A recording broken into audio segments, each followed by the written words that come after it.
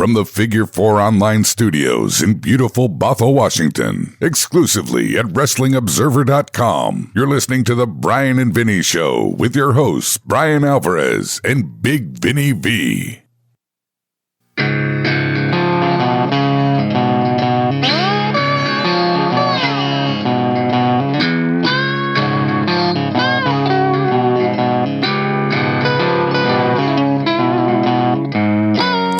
It's the Bryan Vinny Craig Show here. It is November 20, 2018. Figure4online.com/WrestlingObserver.com.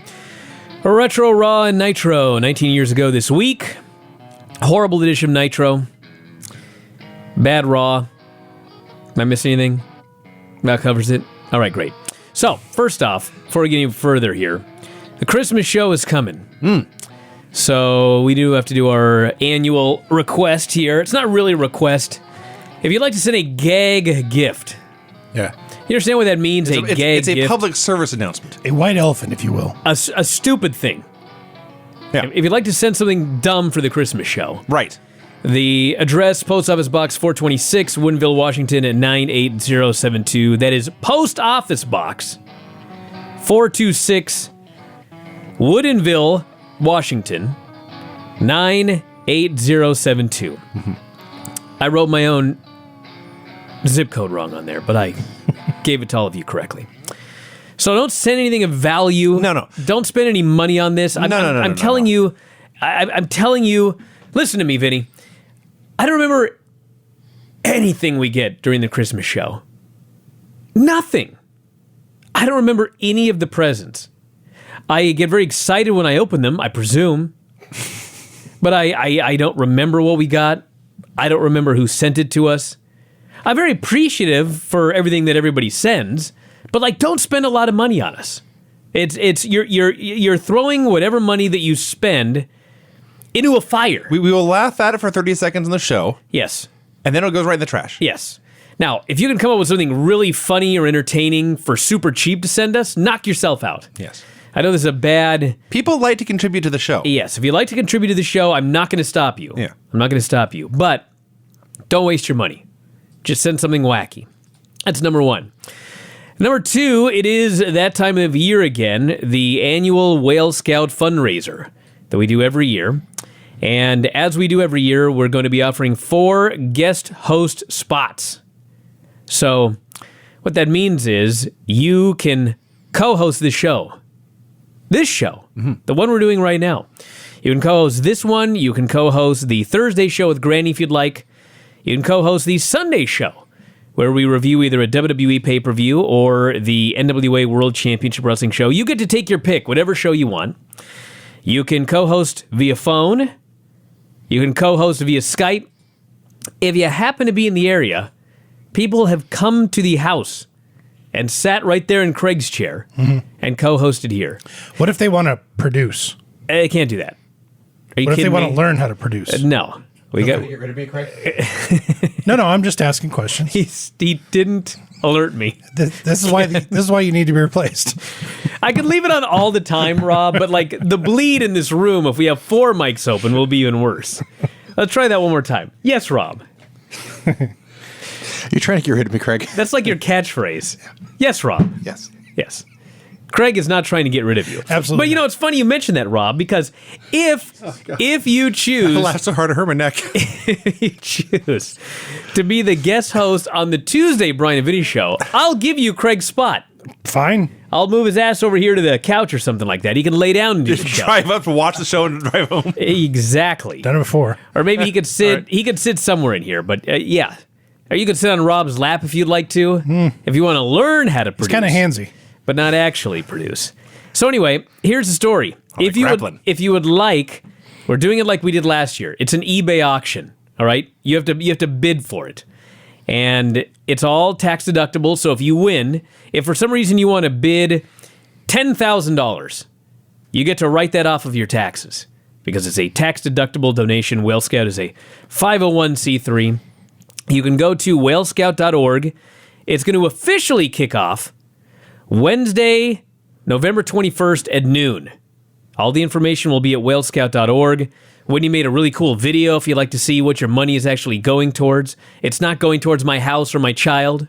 It's going towards Whale Scout, buying tools, habitat restoration, all that kind of good stuff. Whalescout.org. But I believe that right now, if you're listening to this, if you go to eBay and you search Bryan Vinny Whale Scout eBay, you might be able to jump on board tonight. So once the first one is gone, we'll put the second one up. Once the second one is gone, we'll put the third one up. Once the third one is gone, we'll put the fourth one up. Once that fourth one is gone, that's it for the year. 4 this year. I think we did 5 last year. Only doing 4 this year. So head over there and check it out. Makes a great Christmas gift for the wrestling fan in your life who happens to love this show. So check it out, Whale Scout, whalescout.org. And by the way, I believe I still owe 2 people After Dark guest host spots. After Dark canceled because WWE decided they were going to do 50,000 fucking shows. But those guest spots never expire. So one of these days, when I've had my fill, which could be tonight, based on a lot that I've heard, and After Dark comes back, you will be the co-host for those shows. Or I could just do it whenever. The After Dark guest host spots, these people don't seem like they're clamoring to do it right now. There's plenty of After Not a lot Dark of to be had. paranormal activity to be discussed. I mean, there's never going to be a lack of paranormal activity. Okay. There will always be paranormal activity to talk about. And by the way, you can also transfer to a Bryan and Vinny show if you're sick of waiting. So, just want to get that out there. So with that out of the way, all that news from whalescout.org, let's start with, yes, Vinny? Raw! Monday Night Raw. WWF Monday Night Raw, number 339, November 22nd, 1999. Begins with Shane and the crew searching for Vince McMahon. Vince is missing. Can't find him. Al Snow and Mankind versus the Hollies. We have clips of Al and Mankind visiting Vegas, having a grand old time. What I'm going to do, by the way, is I've got a Whale Scout hat. These are not for sale right now. But I'm going to give this to Rob because I don't have your flag yet. So if you wave the hat, I'll know that you'd like to say something here tonight. That way Vince doesn't get another sore neck. Thank you, Brian. I'm laughing at Rory. Very thoughtful. I'm always thinking about you. Yes, Rob. Just seeing if it works. Just seeing if I work. Okay. Just saying if I'll remember this, but I'm sure I'll do something else to make him laugh. Yes. Yeah. The night is young. The night is young. So the Hollies come out, and Bob Holly cuts the best promo of his entire career. He holds up a toy. It's a set of himself and Al Snow and Head. Can you imagine that's what they chose to package together? Bob Holly and Al Snow. They must have had 5,000 matches. They did together. hardcore matches. Yeah. They did like the one on the river in Memphis. Sure. So Bob is mad. It's Al Snow's fault that Bob's toy got pulled off of Walmart shelves and ruined Christmas for all the hardcore Holly fans. If you want to cut people's heads off, he says, that's your business. But when you affect the sales of my merchandise, I can't forgive you. I was cackling. By the way, I went on eBay and looked for the banned Al Snow toy. You can get one for the hefty price of $5.99. Oh man. You know what's coming on the Christmas show? God. We're gonna get Al Snow I think for dolls from Walmart. I think for $5.99 we'll probably get Al Snow in studio. Well, it's not gonna happen. I don't want it, but No. We'll get that, and we'll get. yeah, the other thing. Has everyone forgotten already? No. What was it? Weird Willie? Of course, Rob remembers. Yes, Rob. Yeah. Veiny Victor. Thank you, Rob. You're gonna kill me tonight. I still didn't wave the hat. They kind of did. Rob couldn't just stay quiet. He had to let everyone know that was fresh on his mind. Hey, at least somebody remembers. I wanted to Yeah, remember. I remember, but I have pride. Oh, get out of here! You didn't remember. Since when? Come on. Yeah, that is weird, isn't it? You don't remember anything.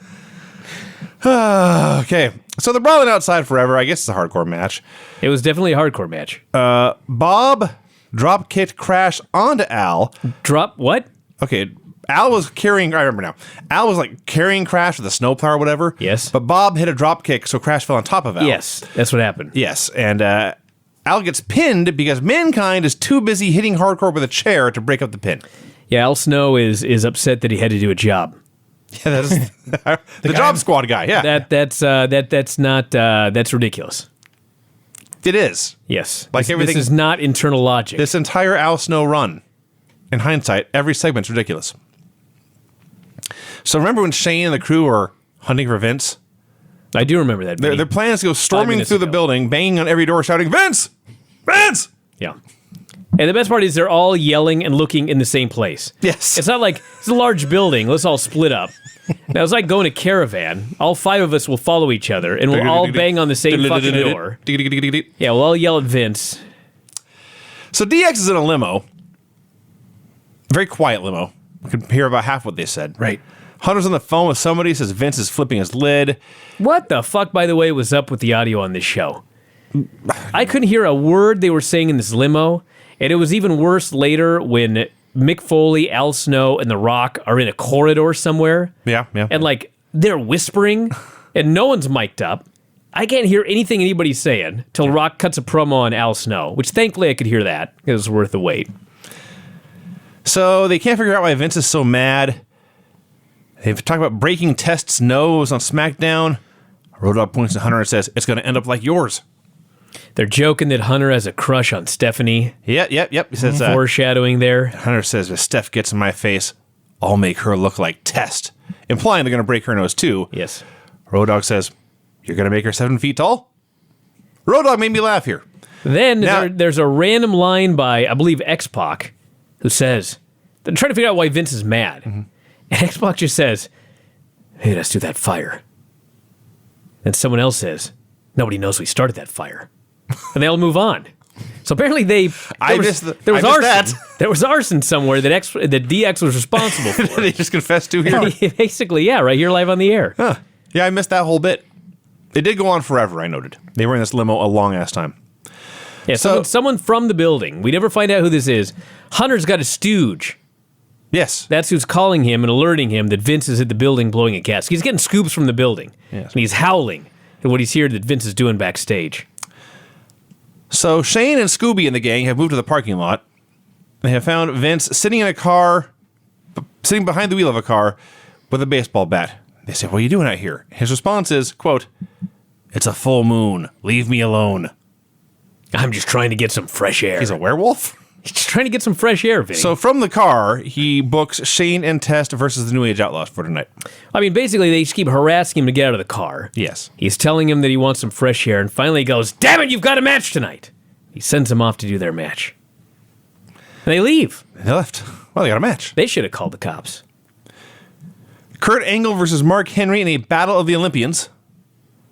Angle, he's been on TV for 2 weeks now. Mm-hmm. He is already a better promo than almost anybody today. Today, yeah. I thought, this era. Well, almost anybody back then as well. There may have been 5 guys on the show better. He's so fucking good. It's not even just like his delivery. I mean, it is his delivery. He delivers his lines in because you know what his character is. Mm-hmm. He is a white meat babyface you're supposed to hate. Yes. It's all about himself. And the cadence with which he delivers his lines makes him even more appalling and hateable. Absolutely. But also great. He's so arrogant. Yes. He's so full of himself. And he's one of those guys who is, in fact, a heel who is telling the truth. Yes. And that's what makes you so mad. He says, there are 2 Olympians in the ring tonight. They are both 1996 Olympians. Yeah. One of us won gold. One, whose name I won't mention, failed to do so. He says that Mark Henry stayed out all night at a topless bar the night before he competed. And finished 18th. Which he did finish 18th, by the way. Yeah. I don't know if he was at a topless bar, but everybody cheers like crazy for that. And then he, for the first time on Raw, brings up the 3 I's. Yes. Intensity, integrity, intelligence. With that, he said you would have placed first. It's incorrect, by the way. He was not going to win with intensity or intelligence. No, he would have needed more strength. Yeah. I can't think of strength where it starts with an I. So, promo was great. Match was short and fine. I like Kurt using the classic Greco-Roman cross arm breaker. He avoids a powerbomb and hit something like a Northern Light suplex. And the ref counted 3, even though Mark's leg was under the ropes, nobody seemed to realize. Or care. Or care. Oh, God, we're back in the limo. So the limo drives up, and Vince smashes the limousine with his car. Stone Cold Vince McMahon. Do you remember when they ran over Steve Austin? Like 2 weeks ago. And they did it very, very well. The where, 1 week ago. You see the car coming. Or no, first you see Austin. It's all one shot. First you see Austin. Then they zoom into the car. And as they zoom in, obviously, Austin's getting out of the way and being replaced. Yeah. The car zooms in. It hits the stuntman. The car zooms away. Austin and the stuntman switch places. They go back. There's Austin lying on the ground. Obviously, the stuntman's involved. I'm watching this thing right here. And they show Vince in the car. And then they cut. And you see the car bang into the limo. And I'm thinking, okay, stuntman here. But then I'm watching, and it's not a fucking stuntman. No, Vince smashed the car. Vince is like, I'm driving in this fucking limo. He got in the car, and he's just smashing into this limo like a crazy man. He's screaming. He's driving into this limo. Ah, son of a bitch! Destroying it. It's like, what a life. Well, I don't know if you're aware or not, but 2 weeks earlier, they went public. Yeah. So now they got a fucking lot of money to burn. So they just destroyed a car. They destroyed a limo. I want to destroy a limo. I'm not Also, paying somebody to destroy Vince a limo. could just I want to destroy a limo. live his dream. Yes. So he destroys the limo with a bat. He chases DX away. And as I wrote here, this is illegal. Oh, well, we'll get to that. Yeah. So everyone's trying to calm Vince down backstage. Godfather versus Chris Jericho. Well, before that, he's backstage, and what he's doing is he's got a baseball bat, and he's pounding on the locker room door that DX is trapped in. Yes. He's threatening to kill them with a baseball bat. So they are, in fact, trying to tell him to take it easy. I wonder how much that door cost to replace. Big metal door like that in the arena. Probably less than a limousine, be my guess. It's fair point. I'm not sure. What if somebody's job was to call the limo companies and say, hey, do you have an old limo? What are you looking to get rid of? What's the cheapest limo we There can was get? probably someone whose job was to call and buy an actual new limo. Maybe it was this that. fucking guy's crazy and rich. No, there's that too. Godfather versus Chris Jericho. Jericho does a promo saying his image is tarnished just stepping into the ring with a Godfather and his brutally ugly pigs. As opposed to breaking a woman's thumb on national TV. Well, he's a bad guy. His You know, I didn't realize values are this. skewed. I didn't realize this, but I'm remembering now that they have Raw and SmackDown, and Raw's on USA, and SmackDown, I guess, was on UPN I believe so, yeah. in 8 o'clock. So he couldn't have hose on SmackDown. So on SmackDown, he's just a guy in a funny outfit. And then on Raw, he comes out with all these half-naked women. It's bizarre. So, yeah, Strange times. he had hose here this evening. So he did, but then when Chris Jericho insulted them, he got very angry. Well, I guess as champion of women's, he is honor. a champion of his women's rights. I suppose so. So he tried to use one as a shield. Jericho did. They all beat him up, and then he won with a Kibrata anyway. Yeah, excuse me. Look, can we go over this finish really quickly? Jericho ends up outside. All of the hoes attack Chris Jericho. They're stomping, they're scratching, they're punching him. This leads directly to him getting in the ring, bulldogging, and line salting the Godfather and winning. That's what happened. What? I don't know. That's what happened. Can't even book a finish. The finish was Chris Jericho no-sells the hose It's ridiculous. and beats up the Godfather. That's hard to do, actually. Huh. Yeah. Cops are trying to calm Vince down. The cops are there. They're trying to calm Vince down, and then, hey, they arrest him. Yep. How about that? Just But like real then, life. They arrest him, they cuff him, and as they're dragging him away, the door opens, all of DX comes out. They fucking start attacking everybody, and Yes. Triple H punches a handcuffed Vince McMahon. Yes. Yeah. How the fuck was that guy not arrested? No. I don't have the answer to that one. That's the biggest question on this entire fucking show. I guess the cops weren't looking. This I don't has know. happened before. Vince punched Austin when he was being arrested. You guys were making fun of me last week because I was talking about the law. Okay? Can we all agree that Triple H should have been arrested? Yes, Absolutely. yes. All right. Well, go on, Vinny, because I'm going to get a text message from my main man, Uh-oh. Finney. He's giving me all the information about the Rock promo last week. Oh, jeez. Great. Edge and Christian versus the Dudley Boys. There's still the part of the Raw era where people are still bored by matches that go more than 90 seconds. Yes. So it's fine, but nobody cares. And maybe, I don't know, 4 minutes in, Christian gets on Edge's shoulders and superplexes Devon for the win. Yeah. A crazy move. There was at one point, Edge whipped Devon into the ropes, and he must have called a shoulder tackle, and then they both jumped in the air to shoulder tackle each other, and they smashed into each other's shoulders, and then they looked at each other for a minute, and then the match continued. Wrestling. All right, so to be fair, I'm going to tell you the question I asked Vinny. Okay. We were here. If you're on duty as a cop and I call you a donut eater, can you arrest me? Also, if you're on duty and I ask you what your name is and you were about to answer and I scream, it does not matter what your name is, can you arrest me? Vinny first responds, I think someone got in your phone. I had to reiterate that this was a very serious question. Yeah, you can tell. So he says, every state, county, city can have varying laws regarding behavior regarding that. Like in Alaska, it is a misdemeanor to give the middle finger to a law enforcement officer. Okay. If you're in Alaska, do not flip off a cop. Duly noted. But generically speaking, you can say donut eater and many other things to us without getting arrested thanks to our Constitution.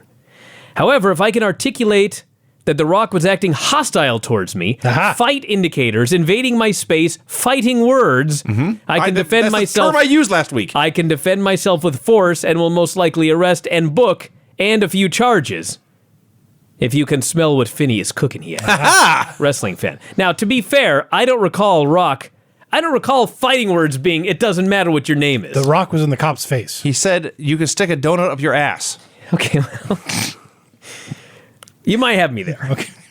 But that's from a cop, all right? I just want to clear this up. Yeah, he's on my side. Yeah, well, maybe for that line. Oh, jeez. Speaking of Rock, he shows up at the building. They're trying to interview him. As he walks down the hall, he is passed by the Job and Sock connection. And Mankind says, hey, Rock, nice shirt. Just casually like that, which I thought was odd. Rock also thought it was odd and says, no. After the way you talked to me, after the way you left me hanging in that tag match, you don't get to say anything about my shirt. And he rips into Mankind for... This is the segment, by the way, where Brian was saying the audio was bad. He was right, but... Yeah, what the fuck? I couldn't even hear the first thing that Mankind said. Yeah. He said nice shirt. Yeah. So... Those sound like fighting words. God. To The Rock? So Rock, he gives Mankind a piece of his mind, but then he closes, just so you know, man to man, I never threw your book in the trash, and I carried you at the Royal Rumble. Well, the key is he gave Foley the page number. So he proved to Mick that he'd actually read the book. I see. That's why Foley was Rock buries Al Snow. Yes, which is also fun. Who the fuck are you? Do you work at the building? I was crying with laughter. He buries Al Snow, buries head, tells him to shove head up his ass. And Foley, even though Al is his friend, he does not care. No. He's just so happy that The Rock read the book. Right. Moving on to bigger and better things. I love this segment. That makes Mankind and Al believable friends. This was It's funny when your friends get insulted. incredible. Thus the show. Vince arrives at the cop station. Next week, everyone, Test and Stephanie get married. I can't wait. Oh, yeah. We are all cordially At the invited. fucking Staples Center of all places. Yes. Hopefully Enzo won't crash. He won't. I know. Would have been like 15 at the time. Younger, maybe. But still. Stephanie's bridal shower. They have cameras there. Yeah. Moolah and May got Stephanie handcuffs and leather and a whip. Okay. Jeff Hardy versus X-Pac. I got to say about that segment, though, that first off, Enzo Amore would have been 12. Okay. Oh, wow. All right. Yeah. So there's so many stupid skits on WWE TV nowadays. Just the fucking dirt worst. I loved the bridal shower skits. Okay. They were all so good. It's like she's opening up presents. And here's who's in her bridal shower, okay? She's got like two friends. Yes. Her mother. Yes. Moolah and Mae Young. Right. Mae Young is drinking. Heavily. Moolah and May give her handcuffs Right. and a leather skirt.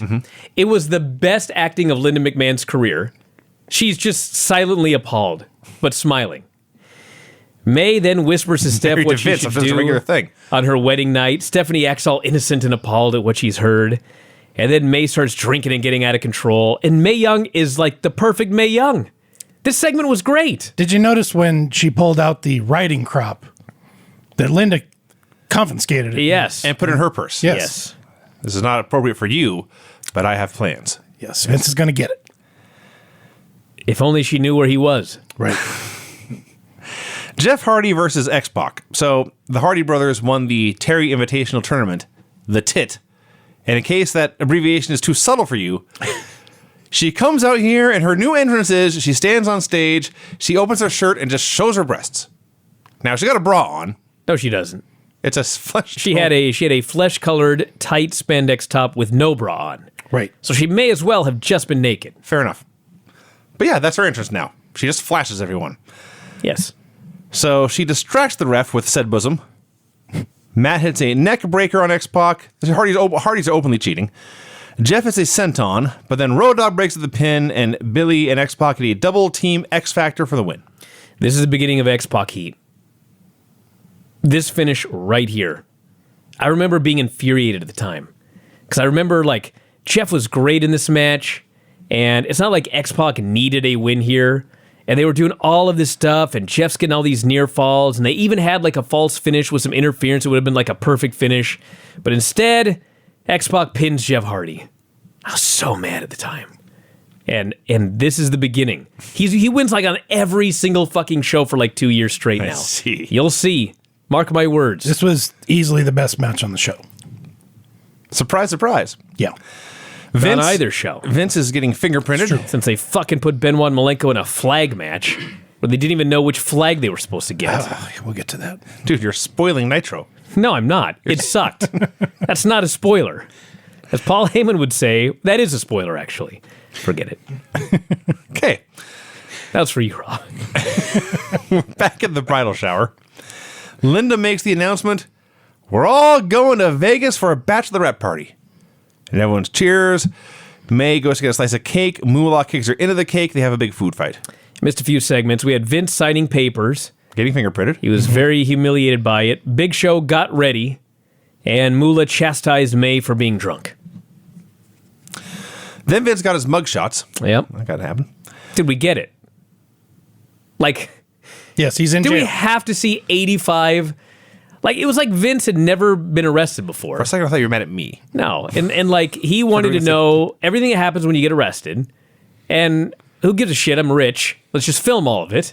It'll be a show-long storyline. I get fingerprinted. I write my name on this fucking paper. I take my jacket and my belt off so I don't hang myself. Like, it was just, I don't know. Cool. A little unnecessary.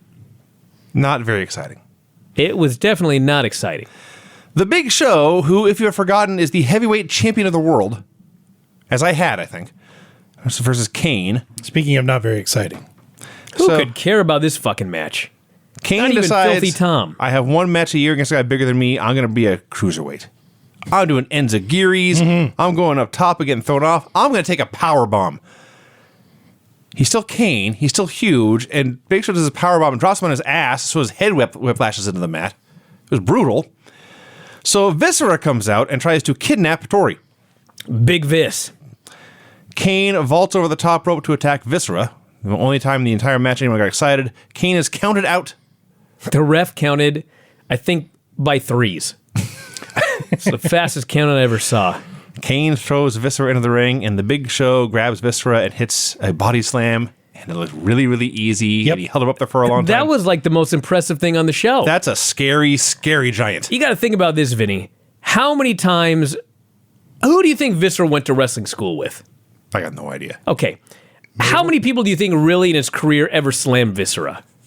It's got to be like a small number, right? Well, one hand. I mean, how often did he get a chance to practice going up for a body slam? Yeah. And Big Show, how often did he get a chance to practice slamming a guy the size of Viscera? The size of himself, yes. They fucking pulled it off like it was nothing. I was very impressed by this. Yes. This was way better than Luger slamming Yokozuna. Much. Yes. Or This was Hogan not just slamming Andre. It's not just a guy doing a cartwheel and the other one guiding him over. No, he went up and the other guy turned him over and held him up and slammed him. I was very impressed by this. This is 500 airborne pounds. Shane is on the phone, presumably with Vince, says, I called the lawyers, McDevitt's on the way. Yeah, McDevitt. They were in Buffalo. They acknowledged Dominic Hasek in the crowd. That guy was awesome. Hunter comes out for a promo. 5-minute entrance. Killed a lot of time. He shows the video of Vince smashing the DX limo. He says, this proves Vince was the same guy who ran over Austin. He says, I am the one who pressed charges. To which my reaction is, good. I'm glad someone did. DX, he says, stands for Law and Order in the World Wrestling Federation. I laughed. He challenges Vince to a match in Armageddon. Says Vince is ass up, face down in his cell when Shane interrupts. So Vince, of course, being in prison, gets one phone call. The one phone call he made was to Shane. Now, before we get to what Shane actually said, when I watched this show-long storyline and Vince being humiliated in every other segment at the jailhouse, being put in jail, Vincent Kennedy McMahon, and it's all Triple H's fault or whatever, and Triple H had punched him on the way to jail. Right, yeah. I thought, okay, it's got to be fired. He's got to be fired, and then he marries Stephanie, and that's how he ends up back in. That makes sense, right? That's very logical, yes. Fuck, I was expecting Shane to just come out because Hunter's all cocky when Shane comes out. Hunter's like, I challenge your dad, and he didn't accept my challenge. And I thought, finally, we're going to have something logical. This guy stepped over the line. They're going to fucking fire him. You're fired, Hunter. You're out of here, and you'll never be back. Next week is the wedding. That's how he gets back in. Nope. Shane comes out and says, Vince accepts your challenge. It's like, this fucking guy's got one phone call, and he's calling Shane to tell him, I want a match with Triple H on pay-per-view? Well, he also told Shane to call the lawyer. Whatever. My bigger problem is Vince apparently called Shane and said, Hunter is going to challenge me. When he does, I want to accept. Well, it appears there had been a challenge before, because Hunter brought it up. When? I don't know, but Hunter said, I never got my answer to my challenge. So it probably happened on SmackDown. Or maybe it was one of those Or segments Heat. where you couldn't hear it. I see. Yeah. There had been a challenge. I see. But the All point right. is, that's your one phone call is to accept the fucking match. There's that too. How about calling your fucking daughter who's in the middle of her bridal shower? Maybe that kind of Hi, honey, I'm in jail. Well, yeah, I'm in jail. His wife was there. I wish I could be there, but like I'm fucking locked up. Dads will go to bridal showers. No. Well, I mean, maybe pick her up or drop her off. Craig, you go to Daniel's bridal shower? Absolutely. Get out of Do you here. regret missing the Daniel's bridal shower? No. Okay. So Shane books Hunter in a handicap match against both acolytes. Hunter dares him to come and fight, and he's about to when DX comes out. But then out come Test and the Stooges and the Hardys and the acolytes. So DX loses this 4-on-8 fight. And somewhere in here, apparently Billy hurt his leg, Yeah. and Nurse BB's caring for him. Who cares? Val Venus and the British Bulldog versus Too Cool. Ross cut a promo on the PTC. L. Brent Bozell by I have name. no idea how to remember that name. L. Brent Because it's Bozell L. the Brent third. Bozell. They said this wasn't the only time they did this. You know what's funny is when they mentioned L. Brent Bozell the third, I thought, this guy's got to be dead by now. I thought the same thing. He's fucking 63. Yeah. Can you believe that? What a dweeb. Well, it's just the name, L. Brent Bozell III. It sounds like he had to have been 90 at the time. He was 44 years old. He was our age. Yeah. Trying to tell people what they could and could not watch on television. Yes. In the 90s. That is why I call him a dweeb. What a geek. And in fact, if you look it up, he's still doing basically the same thing today. Well, that's fine. So Val comes out and says, instead of saying hello ladies, he says hello skanks. I mean, for fucking God's sake, why isn't he going after WWE today? I'd back him today. Before anyone can figure out why Val said hello skanks, the British Bulldog interrupts.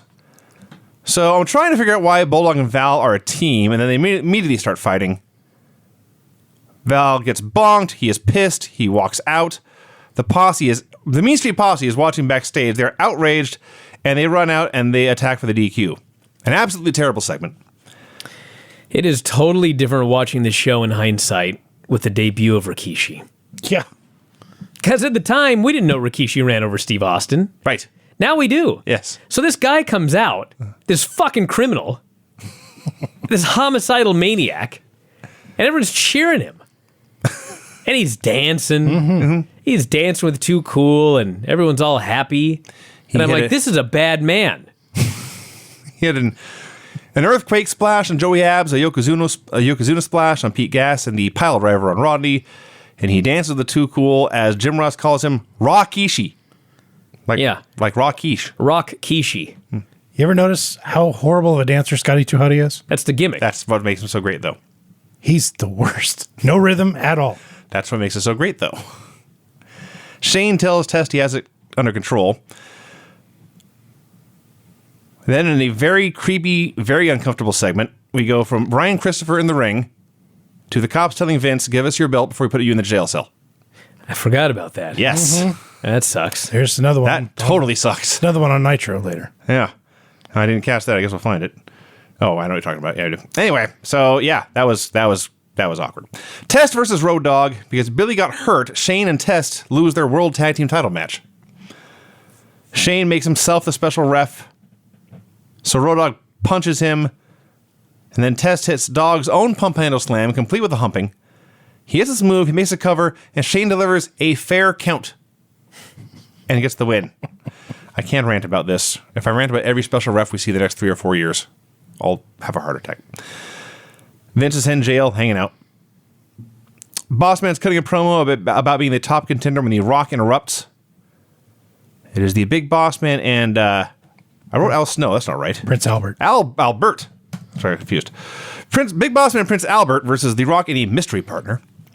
Rock says there's only one partner he can trust, and that's the people.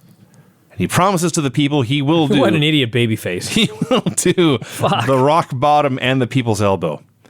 So as the match is going on, it's Bossman and Albert. They're huge. They're beating Rock up. And the Job and Sock Connection are watching backstage. And Mankind can't take it anymore. And he runs out. He goes to the Rock's corner. He tags in. He's running wild. The place is going crazy. And then as promised, Rock hits the rock bottom. And he hits the people's elbow. And then he lets Mankind get the pin. To a huge ovation. Everyone is so happy. This is what I want tag teams to do. I don't want tag teams to fight. Well, I mean, to be fair, he had to let Foley get the pin. Foley was legal. Yes. There's that, but Yes, but it was a happy ending. Yes. The fans were overjoyed. Yes. And, I got to bring this up. I don't know if this is what happened or not, but Raw last night was fucking horrible. But at the 9 o'clock in the second hour, 9:45 p.m., all of a sudden, the Lucha House Party won a match. I couldn't believe my eyes. Because literally there had been 1 hour and 45 minutes of heat. You think I'm kidding? No, I don't. The first hour... They probably listen to our show and to literally, rib you. The show starts out with Stephanie coming out and being hated. That's heat. And then we had like this 6-man that went 30 fucking something minutes, an elimination match. Ended up with all the heels winning. The night after Survivor Series. And then they beat up Braun Strowman for 10 minutes and injured him. And that was the entire first hour. Okay? Jeez. Then the very next, I forget what the next segment was, but it was another heat segment. It was literally an hour and 45 minutes of heat. Okay? Suddenly the Lucha House Party wins. I thought, wow, that's weird. They're good guys. So then next, Ronda Rousey's on. And Ronda Rousey challenges Mickie James and she wins. And I thought, okay, that's 2 babyface wins. We're done. Like, there's no way there's more than that. What? Did the crowd cheer for Ronda? Yes. Okay, that's yes, important. She was a huge babyface. All right. So that's followed up by, I forget what the next one was, but there's another babyface win. Rude and Gable beat AOP. That's 3. Right. And then Natalya faces Ruby Riott, who broke her dead father's sunglasses to get heat. Yeah. She beats up the whole Riott squad and then beats Ruby Riott. 4 babyface fucking wins in a row. I was astounded. It wasn't like the show was great or anything like that, but just the fact that we got 4 happy endings in a row. Happy endings, yes. Okay, so today, like, everyone hates this fucking show. The ratings come out today, and the show, like, holds up great, and it was like a pretty fucking decent third hour, all things considered.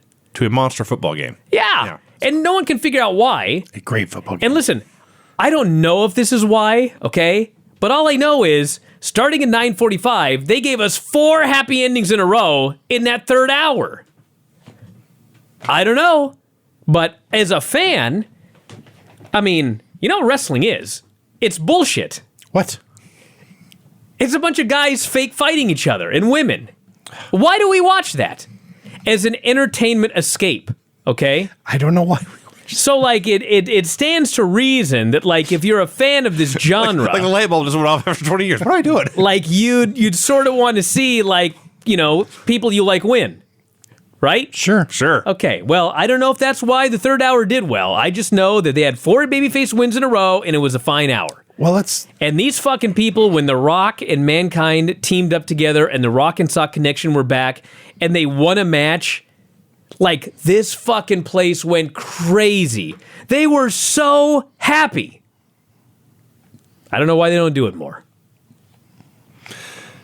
The Stooges are taunting Hunter about his match coming up. They should have been taunting whoever wrote this show. Vince's bail gets posted, but he is told specifically, do not go back to that arena. Triple H versus the Acolytes. What a stupid match. Hunter's the top heel. He's facing two guys. They're just beating the shit out of him 2-on-1. Nobody gives a shit. There is no heat. And finally, he hits a chair shot. He goes to leave. Vince comes out, hits him with the chair, throws him off the stage, which Ross claims is 20 feet. That's what he said. Wow.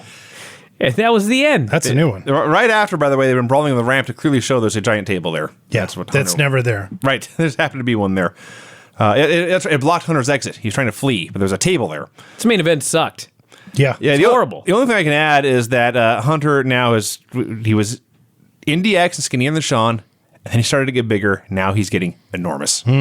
Yeah, wait till he comes back at that Royal Rumble. Dude, I think of the Rumble in January, he's gigantic. Well, he is gigantic then, but it's after he vanishes and then makes his big return, and he is enormous. Yeah. Ryan, do you have my music ready? Oh, funny you should ask, Vinny. The answer is no, but I'll find some for you. Craig, get the guitar. Please do not get the guitar. Play some tunes, Craig. The finishes on this show were pin in a tag match where one dude was too busy hitting guys with a chair to save his partner. Pin even though a guy's leg was under the ropes and nobody noticed. Clean pin, clean pin. Pin after all sorts of interference and shenanigans. Count out after distraction. Pin with a special ref.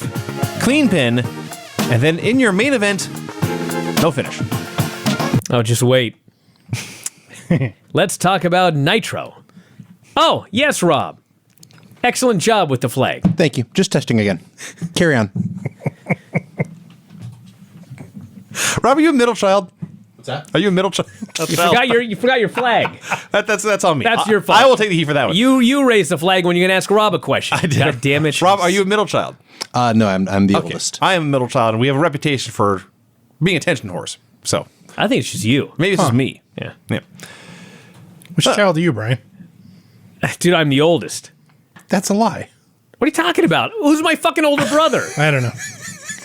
I gotta say, Craig, it's an easy lie to disprove. You are the oldest. No shit, I'm the oldest. Oh. Carry on. Did you invent a mystery Alvarez I brother? did, actually. He did. I want to know more. Was it a male or a female? I thought it was Tony. Go ahead. He's still the oldest, by the way. My sister's husband is my biological brother. Understood. That's fucking Sure you weird. called him It is weird. I'm sure you called him brother at some time. I call everyone brother. There you go. Yeah. Monday Night Show number 218. Sometimes I call him dude. November 22nd, 1999. Jeff Jarrett is walking around backstage with no shirt like a geek. Just announcing to nobody, it's my time, I'm the chosen one, I'm taking matters into my own That's how the show started. Yeah. Yes. What a bad show.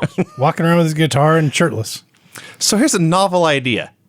Let's take the guy who was world champion of the other company, got unfairly screwed out of his championship, and everyone knows it. We'll sign him, and he'll put our belt on him. It took him 2 years to figure that out. Yeah. Bret Hart is world champion now. Yeah, he won a tournament last night beating Chris Benoit. Yeah. So at least at the end of this bullshit tournament, they at least figured out, let's have two great wrestlers have a great wrestling match in the main event. Dudes tried to run in, they all got thwarted, and there was actually a clean finish. Everyone, that is the storyline. The storyline is they tease a shitty finish. If you had to get the pay-per-view to see a clean finish. Yep. They showed clips. There were a bunch of people trying to run in, but they showed here the Outsiders trying to interfere. Why? Why would the Outsiders interfere in a Bret Hart Chris Benoit match? What do they care? Well, it'll make sense later. I guess it does. Are you sure? I'm pretty sure. All right. So Bret cuts this promo, says he thought about quitting this year. He had his ups and his downs. Thanks his fans for sticking by him. Dedicates the win to his dad up in Calgary. Says, I want to do the right thing by a guy who I consider still to be the U.S. champion. I want to offer Bill Goldberg a title shot. Everyone cheers at Starrcade. Oh, Y'all go, boo. I booed. That's the end. I thought the end was last Starrcade. No, the super kick of doom that ends Bret's career. that end. Yeah. Fuck. So the Outsiders, in fact, interrupt. Hall appeared to be drunk.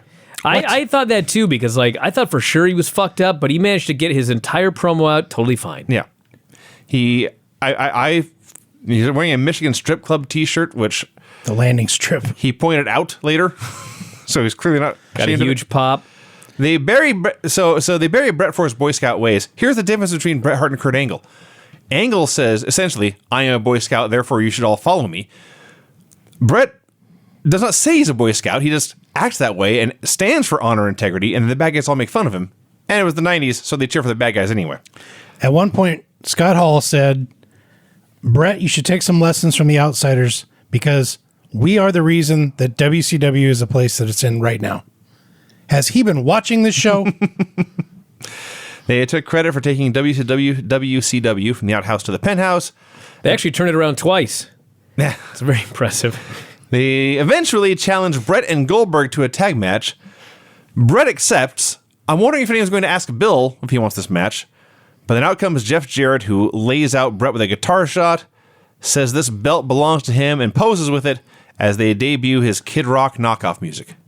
This guitar was so heavily gimmicked that the pieces, when they exploded into the air, fell like leaves from a tree. God, the funniest video of Paisley. I took her to Granny's house for Halloween. You smashed her with a guitar? There's a point to this. And she's got a little Halloween costume on, and Granny wants to take a picture of it. And so Granny goes, Paisley, turn around. And so Paisley's 2, so she turns all the way around. I see, yeah. And Granny's like, no, turn around. And so she just keeps turning in a full circle, and Granny's trying desperately to take a picture of the back. Paisley is the Outsiders. Sure. Actually, yes. They turned it all the way around. I confirm. It was shitty. They turned it around, and then they turn it around again. As the Outsiders noted here, we do whatever we want, whenever we want, to whoever we want. Paisley's the Outsiders. Yes. Yes. There's so many correlations here. She acts like Hall half the time. Yes. Drunken? Stumbles around and slurs her speech. Yes. Falls down all the time. Wacky hairdo. Yep. Yep. Mike Tenay interviews Kurt Hennig, who is Remarkably similar hair. When Hall's hair is down. Yeah. God damn. Is she gonna start shaving now? Give her the stubble. Yeah. Yeah. Mike Tenay interviews Kurt Hennig, who was pinned at Mayhem. His career is over. Says I watched this fucking show for weeks, and they paid it off at the pay-per-view. That actually makes me mad. God damn it. You know what? No one else bought that pay-per-view either. That pay-per-view died a death. Of course it didn't. So Kurt says he's there. He's got one more thing left to do. He'll never wrestle for WCW ever again. He's a man of his word. And he said if he got pinned, he'd never wrestle again. He did? I thought it was forced upon him. Well, I mean, he agreed to it, I guess. He did? I don't think he had a Well, I mean, he choice. kept wrestling. So the whole time he's talking. That's the least of our problems in this True. That's fair. illogical That's universe. fair. The whole time he's talking, the maestro is performing. This was a misstep. Okay. Like, I don't want to, I'm just going to cut to the end right here, okay? Throughout this fucking show, every time they're backstage, the goddamn maestro's playing this fucking piano. Yeah. So 3 hours into the show, David Flair shows up with a fucking crowbar and beats the shit out of the piano and destroys it. I was cheering for him. Thank you, David Flair. Well, I'm sure that was the intent. I don't think so. I believe that was the intent. Are you kidding me? Was Do it you a even cheer know for the what maestro? Do you know what happened at the pay-per-view with him and Kimberly? No. It was like a complete disaster. Like, Arn Anderson came out, he beat the shit out of Arn with the crowbar and killed him, and Arn did a stretch. A total heel thing. Yeah. But He's not a babyface. the people writing this show have no idea what a heel and babyface is. Well, that's true. Yes. Did you notice who the girl was with the maestro? Yeah, Was that Ryan Shamrock? It was. Ryan Shamrock, How yeah. about that? I didn't know. I recognized her, but I didn't remember her being there. Kidman is upset. His camera's missing, and he's mad at Eddie for something. Filthy animals are breaking up, everybody. I hope you all will be okay with that. Oklahoma and Dr. Death are here. Why? They're walking. Just walking. They walked They did. for an hour. Yeah. They did do laps around the Literally building. an hour later, they're walking again. Yes. How big is this fucking building? Why was Dr. Death in all these segments in this 1999 WCW run wearing Hawaiian shirts and Dockers? It's, Because he's Doc. I mean, I'm not going to tell him what to wear, but Yeah, shut the fuck up then. He'll kick your ass. oh, you would. He can wear whatever he wants. That's fair. That's fair. What do you expect him to wear? A cowboy hat? No. A doctor's outfit because he's Dr. Death? Should he have been in scrubs? something Jeans and a athletic. t-shirt, just a muscle shirt showing off his giant arms. He's just Had a heck of a tan. very tan. Very Maybe he was in Hawaii before the show. That's possible. That's possible. Johnny the Bull and Big Vito in their Nitro debuts were meeting with Tony Marinara. An amazingly awful segment. Yes. So in like 1992, I wrote a big, long history of Vince Russo for my book. 100 Things Every WWE Fan Should Are you Know to writing Do a book? Before They Die. I am, in fact. I tried to write it as absolutely, positively, fairly as humanly possible. How'd that go? That's why they didn't give me the book. So anyway, he had a video store, a chain of video stores in the late 80s. And then Blockbuster opened up across the street. And he was like, that's the beginning of the end. So he was sponsoring this local radio show. He desperately wanted to get into wrestling. He used to have wrestlers come to his video store for like signings and that sort of thing. And anyway, the point of this is he went to, I believe it was Gleason's gym, and he was training to be like a manager. Okay. Going through bumps and everything like that. So one of his very first buddies in the early 90s was Big Vito. Okay. So Russo gets the book, WCW. 2 weeks later, Big Vito. Amazing He's how now that a works. WCW superstar here with Tony Marinara. And Johnny the Bull from the Power Plant. Yes. So I believe this is the first time in his life Big Vito had ever seen a television camera Yes. because he kept looking at it over and over and over and over Well, I mean, again. in storyline, Vinny, Yeah. they're plotting a murder. They were. And there's goddamn cameras right there. Yeah, but he kept talking. So I'd be looking at it too, like, can you shut that fucking thing off there? I just figured his lines were on the top of the thing. That's possible. That's Could've also also possible. So the boom mic gets in the shot at one point. Disco's in the background. He gets scared and walks away. Jeez. They're talking about the hit they're going to do, and towards the end, it's revealed Vito doesn't even know who they're killing. And Tony says, "It's Disco, you idiot." Did you see Disco come back? They Was that Disco in disguise? yeah, he had Okay. a big full beard on. Got it. And Well, that's why it worked. And he snuck in. Hey, his disguise worked. I didn't recognize him. I saw there was a guy back there. It didn't occur to me it was Disco. He just happened to have a hat and fake beard with him. If you're going to do a comedy All right. gag, you should at least see it. All right. Hey, credit to the WCW. You made it funny, and I didn't catch it. Luger's meeting with Russo. He wants him to book. Fuck. He wants him to book. This is the match Lex Luger wants to happen. Yes. Meng versus Miss Elizabeth. Yes. To which Vince says, "It sounds great." Yes. It does. Ratings. To who? Who? What? Ratings. This means people's going to watch it. Who's going to watch Meng and Elizabeth? To the one guy that matters, Vince Russo. So Vince Russo by himself is going to be watching the. So he declares, "I can't book Liz in a match. She's not under contract to me. She's under contract to you."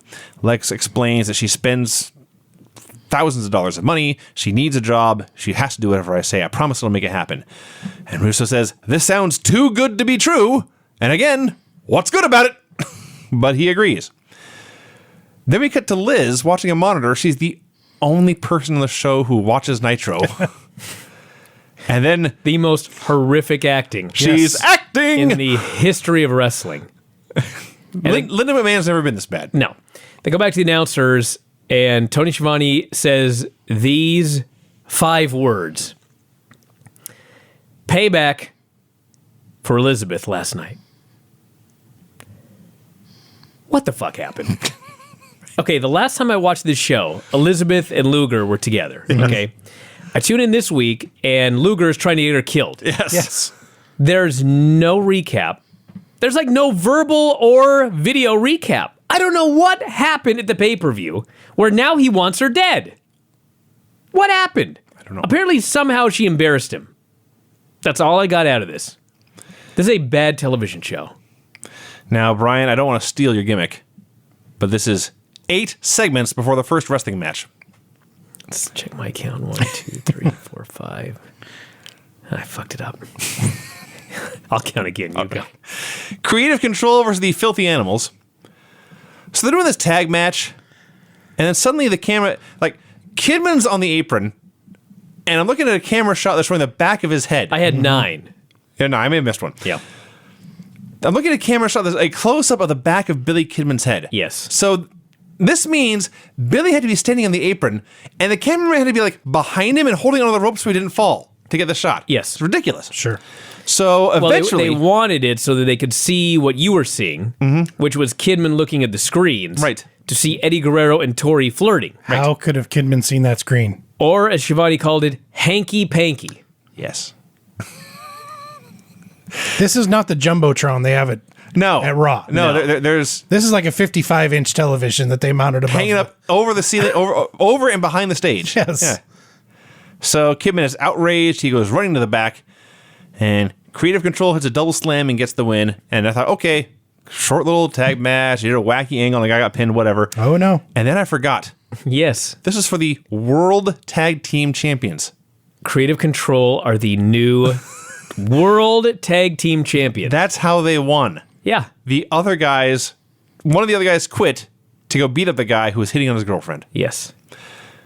So we go backstage to show the guy attacking the guy who was hitting on his girlfriend, and it's so important that we then go to somewhere else in the back.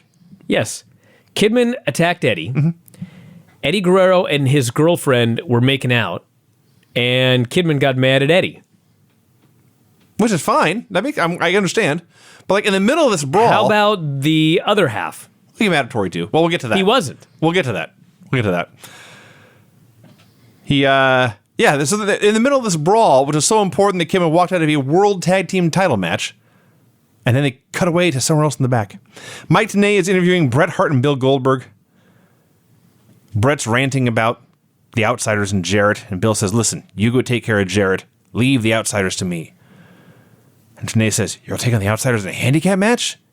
Bill says, not necessarily. Stacy Keibler, Now Sky, Sky is her name. because she's tall. She's tall. She does not want Spice to wrestle. I don't either. This was the most atrocious acting. She was somehow worse than Elizabeth, which I did not think that was That's a possible. hard question to answer. She was worse than Liz. I can't disagree. She was worse than Miss Elizabeth. They were. Can we just say they were both horrible? They were. Oh, they were. Well, of course they were. They sure were. But Jesus. yeah, Sky was very bad. Kurt meets with Buff Bagwell. Says, listen, I know you pinned me last night to end my career, but I want you to know you were doing your job. There's no hard feelings. As they're talking, the maestro is playing piano again. Now, as Brian explained, the maestro's music is throughout this show, but at this point, we'd only heard it in 2 segments. And both of them were when Kurt Hennig was talking. So at the time, I assumed the maestro, the first time we actually saw him, he was in the background, you can see him. I assumed he was dragging this giant grand piano around the building to wherever Kurt was and playing whenever he started to talk. Norman Smiley comes out, cuts a promo about being hardcore champ. It's horrendous. This fucking promo. Fans are chanting boring. He says, I'm so hardcore I drank milk 2 days past the expiration date. More boring chants. I like when he stopped in the middle of this promo to pull a hair out of his mouth. That was a Yes. great moment. He issues an open challenge. Out comes the returning Fit Finley. Yes. And by the way, it was true that he nearly had to have his leg amputated. Yes. After the Junkyard Battle Royal. Well, Here it was he is. The match right after that, we later learned. Yes, here he is a few months later. He's got this giant brace in his lower leg. Mm-hmm. He fucking beat the shit out of Norman Smiley. He sure did. And looked better with one leg than almost everyone else does with two. Absolutely. This man's amazing. And he beats him and he beats him and he beats him. In the middle of the beating, they cut to the announcers who run their mouths for a while. There's no match. No. He just beat him and then they just cut away. Backstage, Luger is... No. Tony Schiavone plugs O-Day WCW. The WCW cologne. That's right. Oh, You missed that? I tuned him out. Oh, you shouldn't have tuned him out. He had a box of it. It's got that fucking horrific logo. I got to see what on this is it. going for on eBay. Find it. I will. See if you find out what it smells like. Shit. Booze and sweat, I assume. Oh, so then Lex is chewing out Elizabeth as the maestro played. Said he was humiliated last night. She needs to learn a lesson. Doesn't tell us what happened, why this is occurring, why he's mad at her, what she did. I still have no idea. And I read The Observer about this show. Tenay interviews the Outsiders. They are not worried about Goldberg, and they're getting the band back together. Yeah, so they said they have a plan for him. And Hall says, let's bring in that Riot Squad. Nash says, no, that gimmick backfired. Yes. That was funny. Sometimes he's funny. Well, when he's funny, he's very funny. He's funny, like the 10% of the time that he's funny, he's really funny. Yeah. The 90% of the time that he's not funny, he is very not funny. Yes. Some guy wants $150 for his bottle of Nitro perfume. Oh, really? Wow. It's the only one I see. I will take that for the Christmas show. I know it's $150, and I said don't spend any money on the gift, but I'll take that. I need to know what it's. I need the scent of WCW permeating the studio. No. More so than it does on the average Tuesday. It's the scent of death and crippling debt. Chavo tries to sell jewelry to the Italians. I think this is the segment where Disco is in the background. I mistakenly said he was in the earlier segment. This is the one where he shows up, leaves, and comes back in disguise. Hey, Chavo found two good guys to try and sell gimmicks to, though. They were They were into it. This was a good audience, a good what do you call it? Mark? Customer. Well, that's another word. Customers. I was going to say, Craig. Marks. The maestro was also playing in this segment. Tenay interviews Jarrett. He says he'll beat Brett for the title tonight. Evan Courageous versus Saturn. So they're recapping some sort of tag match in the pay-per-view or something, and Tony actually explains the finish thusly. Saturn hit a low blow on Tori and got the win.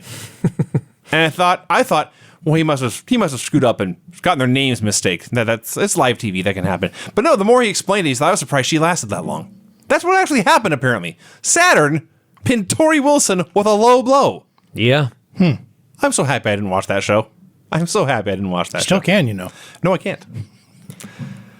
So This match was so weird because it's Saturn versus Evan Courageous. That's a good point. That's a weird match. Yes. So they're doing this match, and you can hear the crowd not really all that into it and everything like that. And then suddenly Saturn puts on the Ring of Saturn, and they pipe in crazy screaming out of the crowd. Yes. I don't know what they were covering up, but they were covering something up. I don't know if they played a weird song or I don't even know, but Asia attacks Medusa. There's a pull apart. And who was the stone guy doing commentary? I wasn't paying attention. Buzzkill. Oh, fuck. Brad Armstrong. Brad Armstrong comes out as Buzzkill. He says it's not about drugs. He's high on life, and then he talks like he's stoned for 10 minutes. Yeah, he comes to the table, and this is Buzzkill, and Bobby Heenan says, "Hello, Mr. Kill." Bobby's great. Yeah.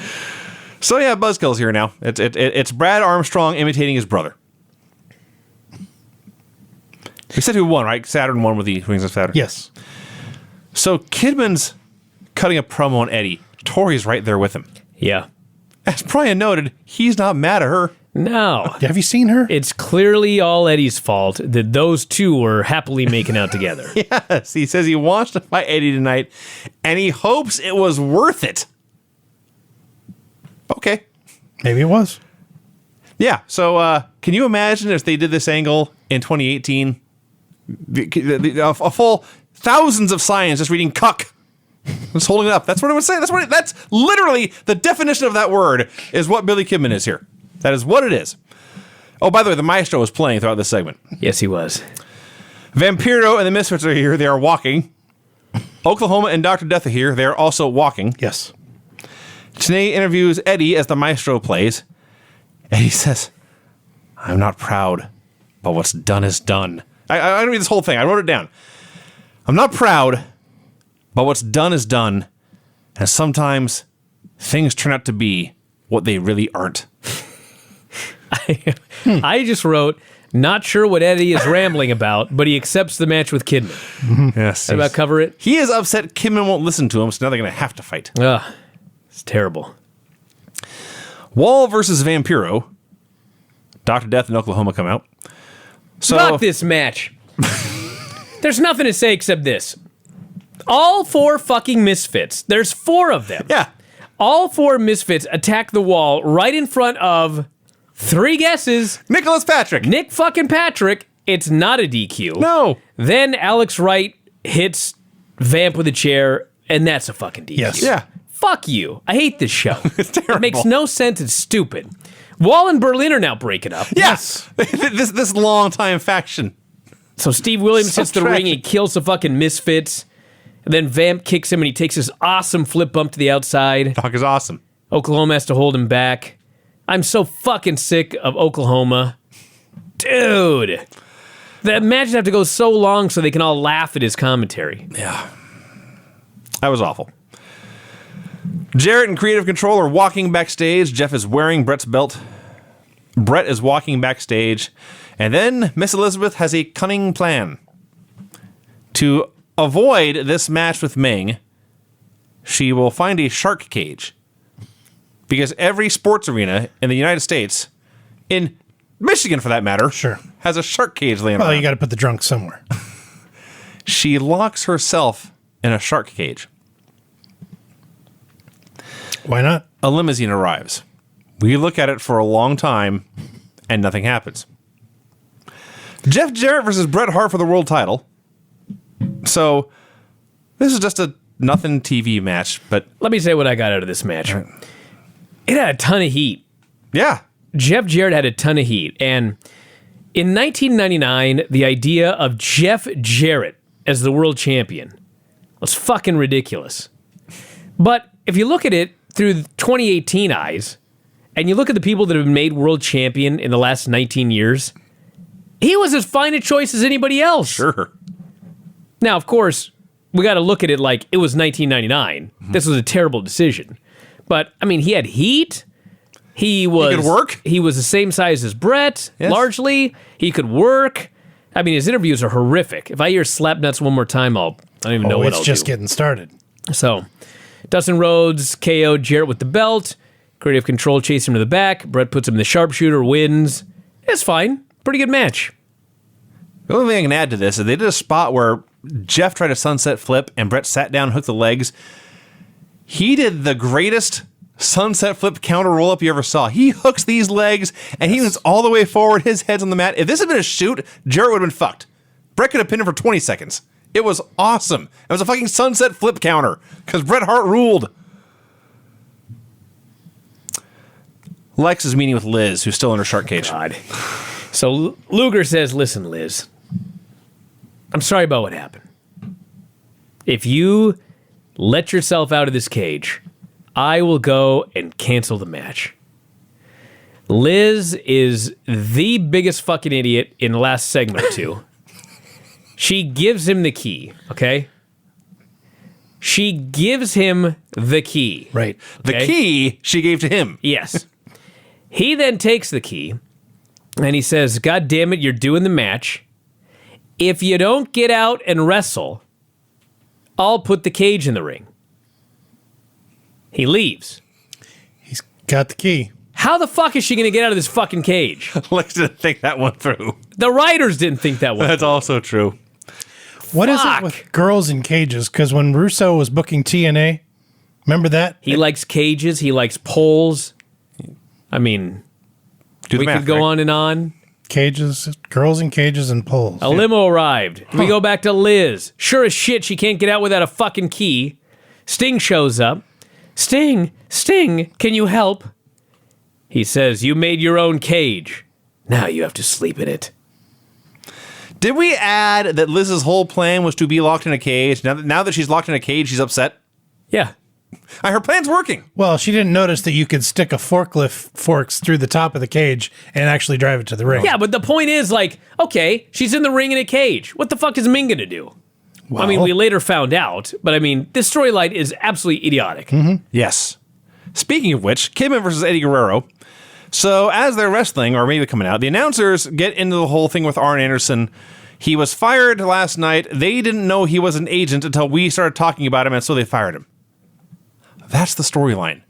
The storyline is the guys in charge have no idea what the fuck is going on. I didn't hear a word you said. Doesn't matter. I'm so zoned out. That's fine. In the 84th segment here. So nobody cares about Kidman and Eddie Guerrero because let's see, it's the Filthy Animals. They've been together for maybe 3 months, and that whole time it's never been clear if they're good guys or bad guys. And now they're fighting. Why would anyone care? Kidman accidentally gets low blowed. He does not want to stop the match. Revolution jumps Conan. Kidman goes up for the shooting star press. Tori distracts him. Eddie goes up top. In the middle of all this insanity, Eddie goes to they're both standing in the top rope. Eddie does a double overhook suplex. Suplexing him over his head. It was awesome. And then he frog splash for the win. Russo tells Creative Control to bring Hacksaw to him. And also go find out who's in the limo. And then Jarrett runs in. He yells at creative control for a while. As I wrote here, Meng is being Meng in the hallway. Lex has a forklift for Liz's cage. Creative tells Hacksaw to go see the boss. Tanae interviews Spice. Sky again asks her not to go through with it. I gotta say, Spice was a better promo than almost anybody in the business today. She was actually really good. You didn't notice because you're busy, like writing everything down. Stacy Keebler, who's fucking horrific. That too. Spice was a great talker. Meng versus Elizabeth. Liz's cage is in fact carried down to the ring by forklift and then raised and placed into the ring. This was like them bringing the princess to King Kong. Yes. Yeah. That's actually true. Yes, she is the sacrifice. So the match starts, but she's in a cage. So it's all Meng shaking the door and trying to bend and break the bars. Lex comes out. He offers the key to Meng. Meng's crazy. He puts the death grip on Lex. There was no doubt in my mind that the ref was going to count the pin, and that would be the end of the match. No, he just puts Lex out with a death grip. He takes the cage apart more, and then Sting attacks him with a bat for the DQ. And he opens the door. He does not rescue Liz, but he gives her a means to escape her on her own. That was awful. Goldberg is talking to somebody that we can't see. We get outside of the limo. There was a wooden figure they claimed was the driver sitting behind the wheel of this limo, but it cannot have been a real human being because he's just sitting there staring blankly. Camera shy. Behind the wheel of the limo. It's been like 30 minutes. He's just sitting there. Probably fell asleep. With his eyes open. It happens. The Outsiders were doing something, getting warmed up, I guess. They were laying around. They cut to Duggan, who stands there and waits for his cue, then walks forward. He sees the maestro playing the piano. If any of you were fans of The Muppet Show, and you remember Dr. Teeth and the Electric Mayhem, Yes. Hacksaw was Animal, the maestro was Dr. Teeth, and Animal took over the keyboards for this segment. That's exactly what happened. Segment sucked. One of the better things in the It show. had its charm. I will share a still shot of Hacksaw howling at the moon as Maestro looks Can quizzically we at the get camera. going here? Jesus Christ. Lash LaRue versus Disco Inferno. No dancing from Disco. He loses clean. They're still pushing Lash LaRue. I don't know why. Vito and the crew try to kill Disco. Lash makes a save. The storyline is, I swear to God, they're trying to kill Yes. the Disco Inferno. Yes. There's an attempted murder going on. They want to abduct him and then end his life. And he still comes to this fucking building. Stay home. Also, Lash and Disco, after wrestling each other, now they are friends. Lash helped Disco put Tony into a body bag, and then they just left him there. Creative Control finds the limo. Nothing happens. They come back. They're talking to security. The limo's alarm is going off. I had to mute it. This fucking car alarm just driving me nuts. I have no idea what happened. I don't care. Russo is upset at Hacksaw for using his toilet last week. I was really sick, Hacksaw says. I had the runs. Russo tells him to go clean the toilet with a toothbrush. Move on. He says he has done significantly worse things in his own personal toilet, and he wants Hacksaw to use a toothbrush. There's a reason I give the details of this. Okay. Spice versus Tigress. This was the 9th Circle of Hell. The announcer is busy putting over how great it is. Spice allegedly gets a fingernail in the eye. Now Tigress is sad. Sky gets in the ring. Everybody goes nuts. They're filming as far up our asses as they could possibly film. She then takes a makeup kit. She hits Spice with the fucking lamest shot in the history of combat. If she had hit Paisley with the exact same shot, Paisley would have laughed at her. Guaranteed. Yeah. Sky and Tigress put makeup on Spice. Fucking atrocious. Miserably bad. Jenna Maraska. I'm not laughing at how bad this was. I'm not sure which one said it, but one of the announcers says, there's a big difference between dancing and wrestling. There sure is. Tanae interviews Meng as the maestro played. This is the best thing in the show. Meng spoke English. Yes, and Tanae acknowledged it's very rare we hear you speak, but I understand you have something to say. Meng is no fool. Sting stick his nose where it doesn't belong. He tried to use the bat to crush my head. Well, let me tell you something. I want to challenge him tonight. No disqualification. And he can use the bat. I will use my hands. Ah! You're the loudest fucking guy in the world. Why didn't Meng do more promos? That was awesome. You're excited. You're excited by Meng's promos. Kurt comes out for a promo. He's too emotional. He can't speak. He leaves. Here's an entire segment. I'm not making this up. The limo door opened. Yep. End. Hacksaw is in fact cleaning a toilet with a toothbrush, but it's the boss's toothbrush, conveniently kept in a gold case and left on the sink. So he's been told that Russo has done horrible things to the toilet. I know where you're going with this. And he wants to have him clean it with a toothbrush. Hacksaw goes in, he sees, oh, this fucking moron Russo has left his goddamn toothbrush here. I'll clean the toilet with this toothbrush. He could just go into the stall and they cut away. They follow him into the stall. The toilet's pristine. They get a close-up of the toilet. It is as clean as any toilet has ever been. On top of that, Can they do anything right? when Hacksaw walked into the bathroom, he opens up the stall, he goes, ooh. Yeah. And he shudders to a pristine toilet. Awful. Roddy Piper comes out for a promo. Buries the writers. Says the only time the wrestlers see the writers is when they're in the showers. Says they all write about TNA and sex because they can't get any. At this point, his mic gets cut. He keeps trying to get mics. They keep getting cut. He drags the producer backstage, takes me to Russo's door, kicks the door in. There's creative control. Russo says, let him go. I want to hear what he has to say. And Piper turns, and he is shocked to see Vince Russo there.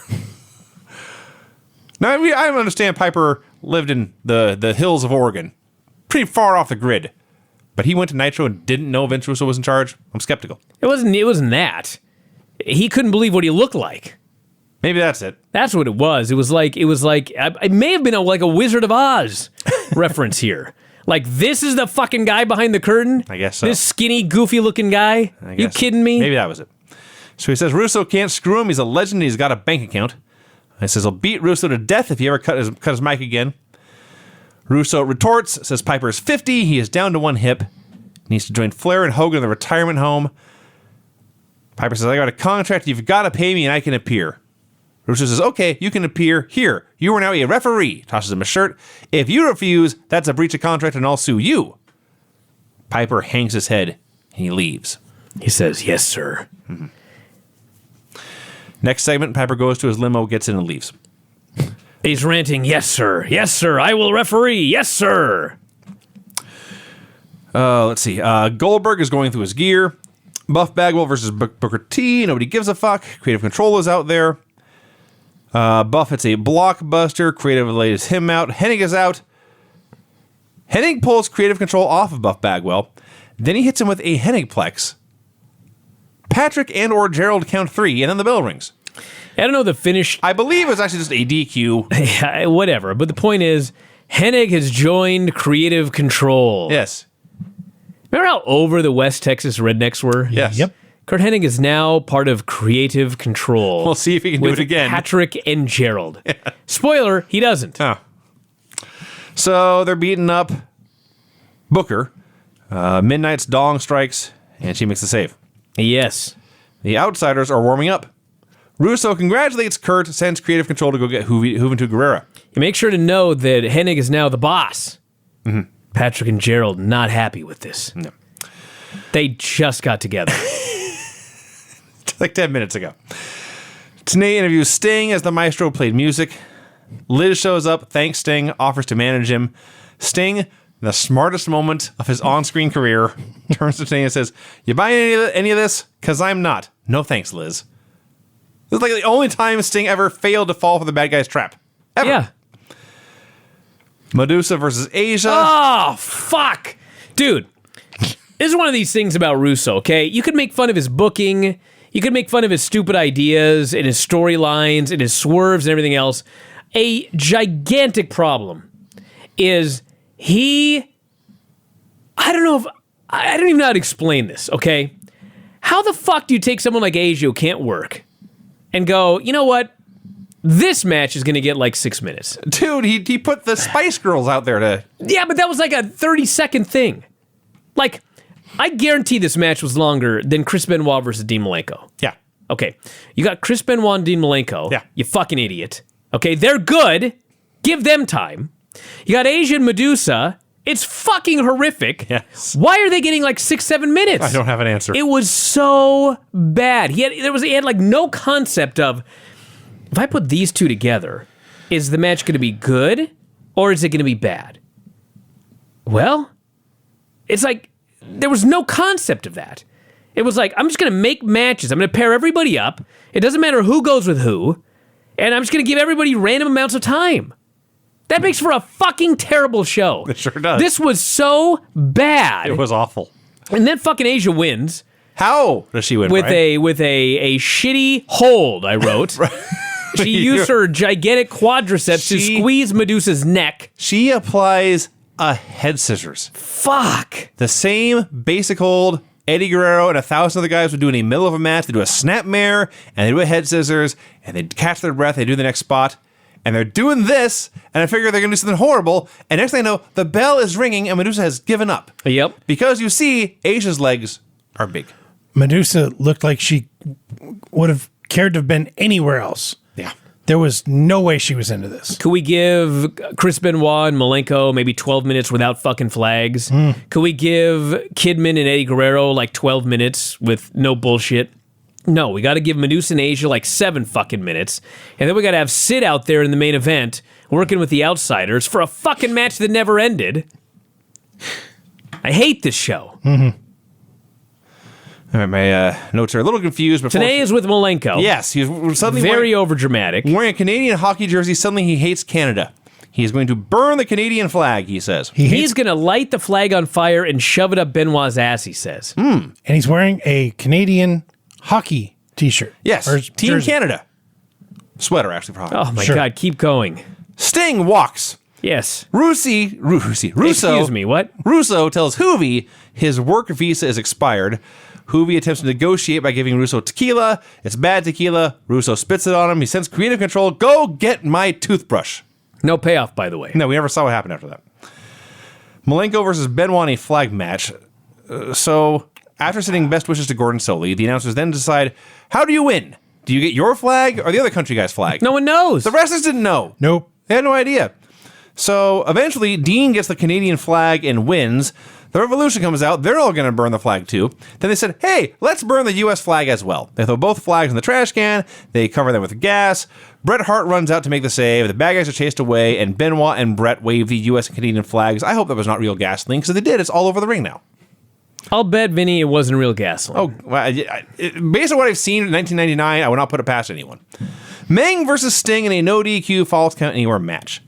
Liz tries to interfere. Sting stops her. Lex confronts Liz. Sting grabs him. Meng hits Sting with a death grip and pins him. The Russo segment was right before this match. Somehow you added it somewhere else. I told you my notes were screwed up. I see. Yeah.